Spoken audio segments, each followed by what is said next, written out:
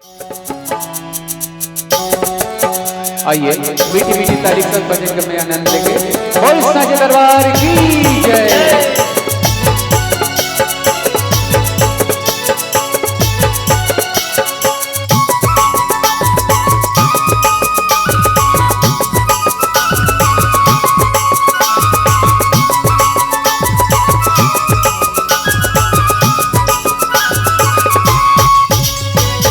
अक्षर में बसे हावे राम नाम भैया, तू अक्षर में बसे हावे राम नाम भैया, मन मते बसा दे एला संगी मोज हुरिया रे।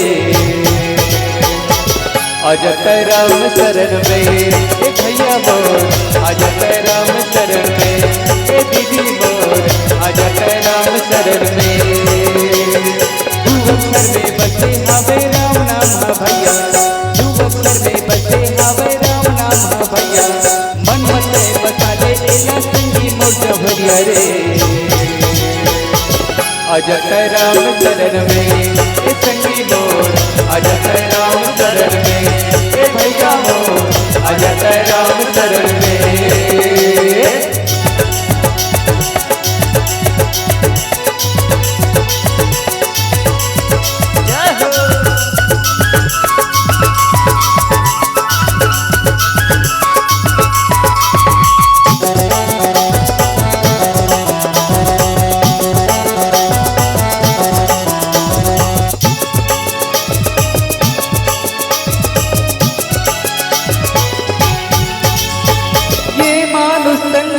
छोड़ के तय जावे नर तंगला कहाँ ते दोबारा यहाँ पावे।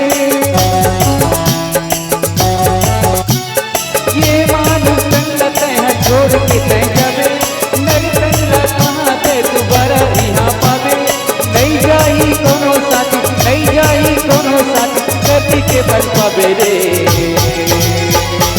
अजत राम शरण में ए भैया मोर, अजत राम शरण में ए संगी मोर, अजत राम शरण में।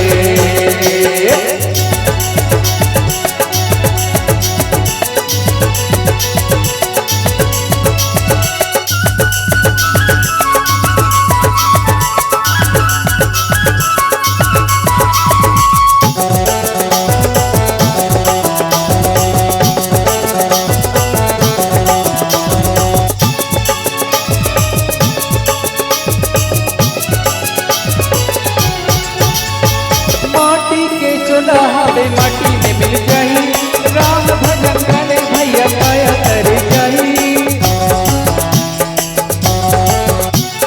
माटी के चोला हवे माटी में मिल जाही, राम भजन करे भैया पाया कर जाही। राम नाम ला तैना जप, राम नाम ला तैना जप, यही साथ जाही रे। अजत राम शरण में ए भैया मोर, अजत राम शरण में ए दीदी मोर, अजत राम शरण में।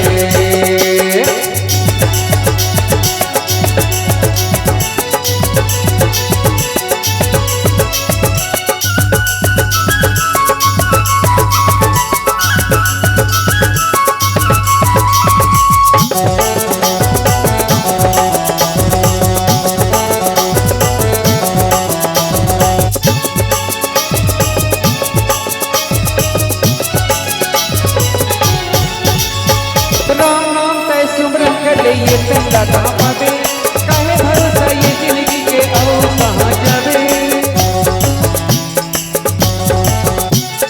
राम नाम पे सुमरन कर ले ये तंगला कहाँ पावे, काहे भरोसा ये जिंदगी के आओ कहाँ जावे।